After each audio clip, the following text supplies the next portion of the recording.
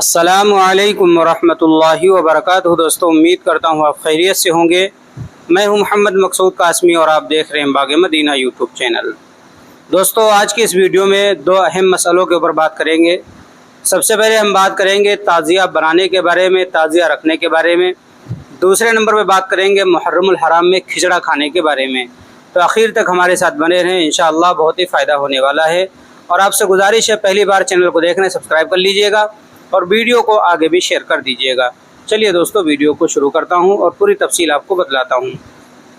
तो उन्वान है, साहिल सवाल करता है दारुल उलूम देवबंद से, क्या ताज़िया बनाना दुरुस्त है?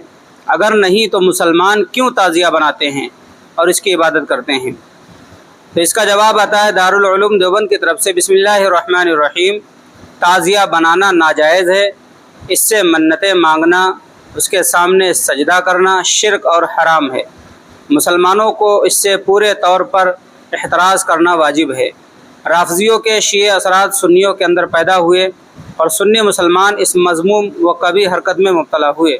ना वाकिफ़ अवामुन्नास सैयदना हसनैन रज़ी अल्लाह ताला अन्हुमा की मोहब्बत में पसंदीदा अमल समझकर इसे करने लगे, जबकि मोहब्बत और ताज़ीम में ऐसा गुलू जो हद शिर्क को पहुँचे हरगिज़ जायज़ नहीं है। सुन्नी भाइयों को हिकमत और नरमी से इसकी हकीकत समझाई जाए और इससे दूर रखने की हर मुमकिन कोशिश की जाए। वल्लाहु ताला आलम। दारुल इफ्ता दारुल उलूम देवबंद। दोस्तों, दूसरा मसला हम जान लेते हैं।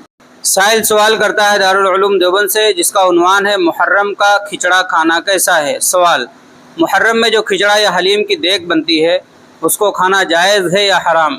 ज़रा तफसील से बताएँ। तो इसका जवाब आता है दारुल उलूम देवबंद की तरफ से, बिस्मिल्लाहिर्रहमानिर्रहीम।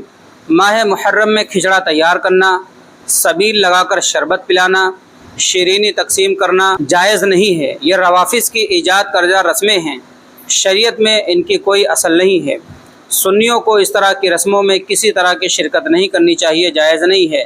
नीज़ इस नौ का खिचड़ा या शीरीनी वगैरह अगर कोई पेश करे तो बिल्कुल ना खाना चाहिए, बल्कि मना कर देना चाहिए, ताकि गलत रस्मों की किसी भी तरह की तायीद ना हो। वल्लाहु ताला आलम। दारुल इफ्ता दारुल उलूम देवबंद। इस तरीके की चीज़ें फैली हुई हैं, ख़ासकर जो हिंदुस्तान है, पाकिस्तान है और भी बहुत सारे मुल्क हैं जो पड़ोसी मुल्क हैं, वहाँ पर ये खुराफाते की ताज़िया भी रखते हैं, सबील लगाते हैं, देगे बनाते हैं और खिचड़ा लोगों को खिलाते हैं।